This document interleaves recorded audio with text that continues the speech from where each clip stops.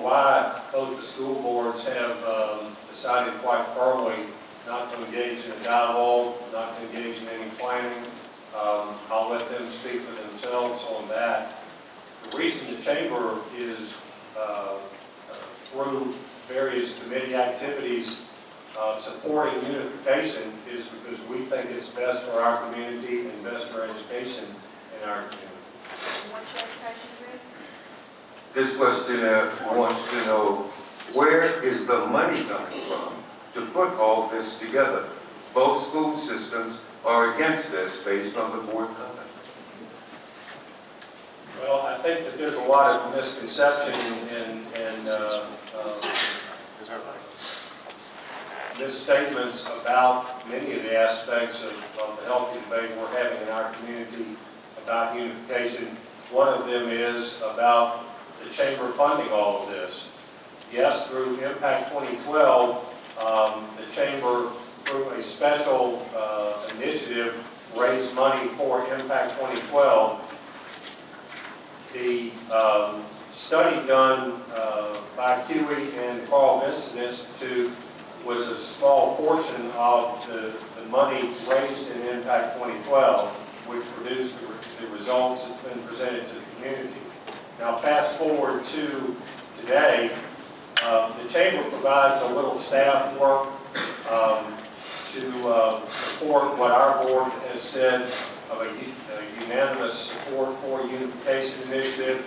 But the money being used by the Yes for Our Children campaign, the money by QE, that's all been raised from private sources. It's not coming out of the Chamber's budget. On QE's website, you state that children will not be bused all over the county. This question asks, how is it possible to achieve diversity without busing? How is it possible to achieve diversity without busing? We're busing now kids from the Moody Air Force Base area, that area of the county, pass right by Valdosta High School. If the referendum does not pass, will QE reimburse the city of Valdosta the estimated $10,000 in cost incurred for the validation of those signatures? Will the Lowndes County Board of Elections legal costs to defend any potential litigation as a result of not using the 1983 constitutional method be reimbursed? Again, I disagree with the premise of that question. Anytime somebody is a referendum, the same question could be asked if the other referendum, as our paper called it, about Sunday alcohol sales. Are those who are in support of that, or those who are against it, going to reimburse the Board of Elections and the city of Valdosta cost in putting that ballot before the people? Again, I respectfully disagree with the premise. Do you have any idea how much money has been spent between the Chamber and QE in support of this effort? No, I don't. The Chamber of Commerce has always promoted the thing that we should spend our money locally. How much money has been paid to hire outside consultants by QE?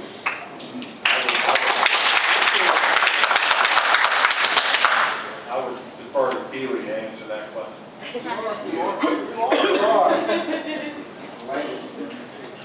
So where's Huey?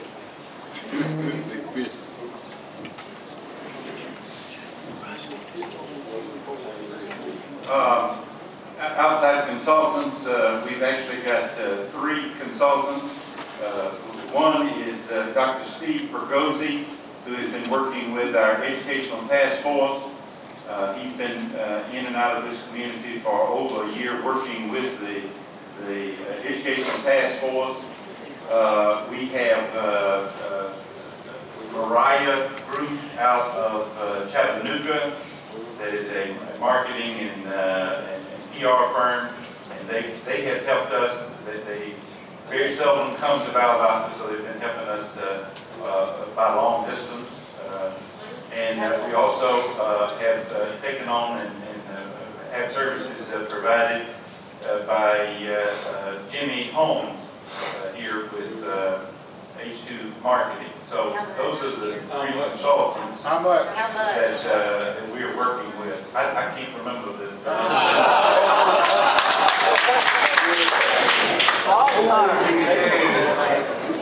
Who will be paying the $5 million if consolidation passes?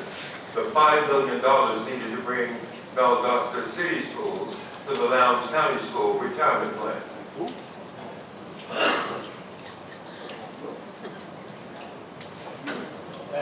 Who will be paying?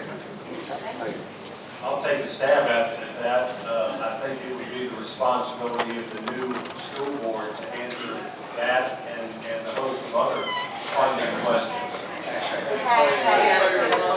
Recent state budget cuts consolidation is very expensive. Already extreme cuts to many programs. If consolidation would have happened in current economic times, would it have been successful?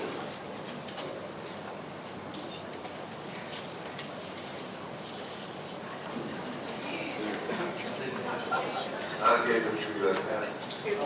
If consolidation would have happened in Troup County in the current economic time, would it have been successful in light of state budget cuts? I really don't think that had anything to do with the vote. The vote was based strictly, I think, on the cities out of the operation of the school. We're asking about implementation, not implementation. Did you hear the answer? Did he answer? Did you hear what he said? There you go. What research-based benefits are documented to increase AYP and student achievement following school consolidation? And can you give specific examples?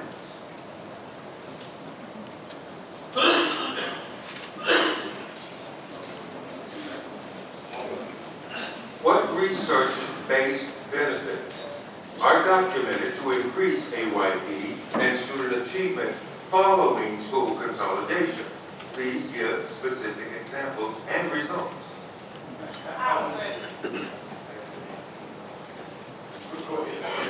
I'll address the student achievement since I also have not worked in Troup County since 2000 and don't really know the AYP there. I do know that on the research-based programs that we instigated there in Troup County was the TESSA program, Teacher Expectation Student Achievement, which is a research-based program out of LA, that all teachers in the consolidated district in their 1994-95 contract agreed to complete that program. As I told the group earlier today, and I am a former high school teacher, that when I look at a classroom of students, then do I expect the same from all? Teacher expectations and student achievements are directly related. I could probably talk a long time, and I'd be happy to talk with any of you after this for a short while, except that we do have a plane to catch, and I hear the airport closes at 9. But we'll keep answering questions till then. We did use the curriculum compacting efficacy. We did go to research-based programs. I'm confident that there was a good bit of an increase in student achievement. I'd be happy to leave my email address for any of you if you want to email me. And I'll leave that. I'll leave it with you. Okay. And I'll leave with several people up here that I'd be happy. I am retired, so I do have time to answer emails. But I've been wanting the stage to say one thing, please. I worked with the Troup County schools from '79 to 2000, 21 years. I worked with the West Point City schools for 3 years.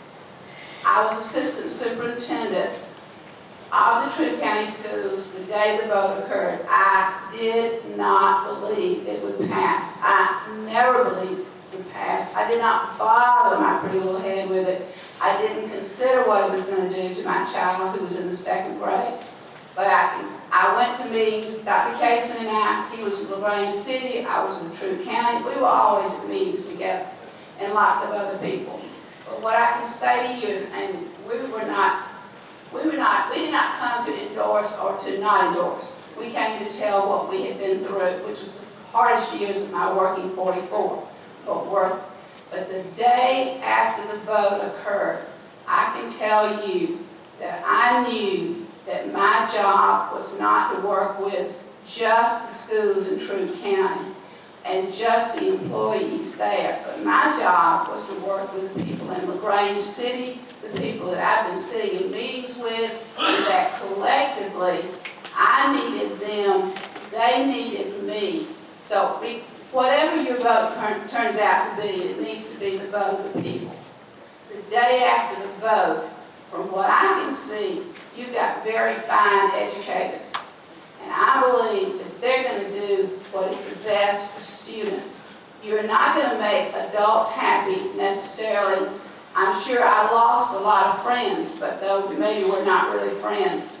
The time, the effort, the planning is based on what's best for students. Then students will progress, the boat will rise, there will be more achievement of more students. But that's really for you to decide.